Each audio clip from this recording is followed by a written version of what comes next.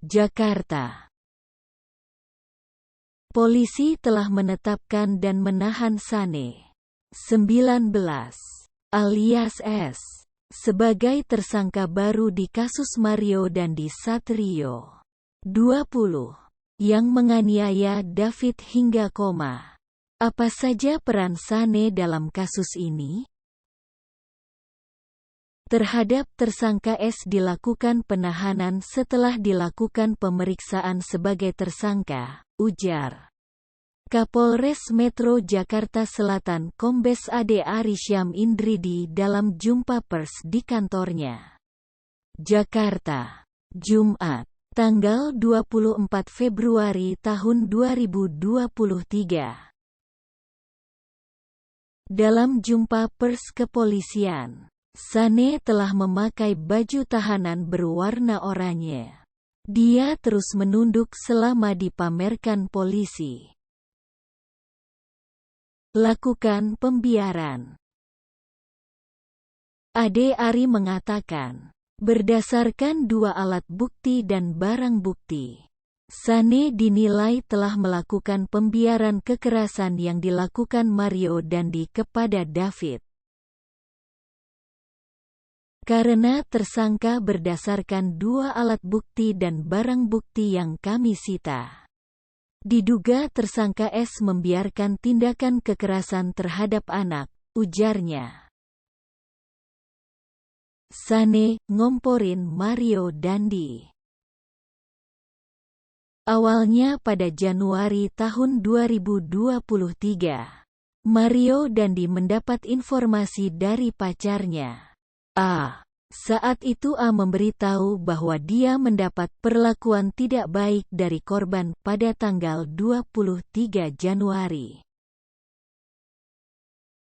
Kemudian mendengar informasi yang tidak mengenakan itu.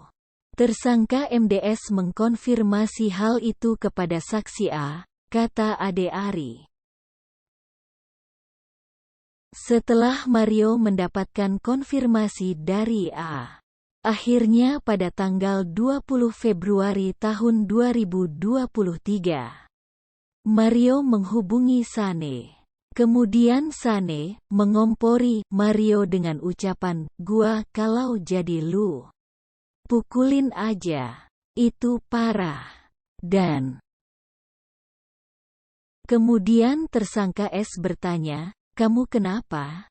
Petik 1. Akhirnya tersangka MDS emosional. Kemudian tersangka MDS menjawab, "Gue kalau jadi lu, pukulin aja. Itu parah." Dan beber Ade Ari. Simak halaman selanjutnya. Sane rekam aksi kekerasan Mario. Kemudian pada Senin, 20/2, Mario bersama AA alias AG, yang merupakan pacarnya, dan Sane bergerak menemui korban. Menumpangi mobil tersangka Mario.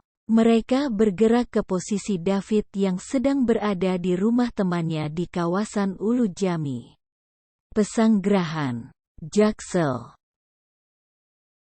Saat tiba di lokasi, Mario menyuruh Sane merekam penganiayaan yang akan dilakukan kepada korban. Setelah sampai di sana, tersangka S bertanya kepada tersangka MDS, "Dan, entar gua ngapain?"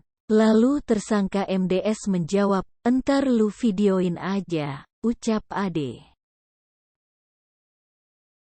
Mario menyerahkan HP-nya kepada Sane. Sebelum terjadi penyiksaan, Mario meminta korban push up sebanyak 50 kali. Karena korban tidak kuat dan hanya sanggup 20 kali, korban disuruh sikap tobat oleh tersangka MDS. Anak korban menyampaikan tidak bisa, kata dia. Lalu Mario meminta Sane mencontohkan sikap tobat. Namun korban tetap tidak bisa. Terancam 5 tahun penjara. Dalam kasus ini, Sane Lucas dijerat dengan pasal 76C junto pasal 80 UU nomor 35 tahun 2014 tentang perubahan UU nomor 23 tahun 2022 tentang perlindungan anak.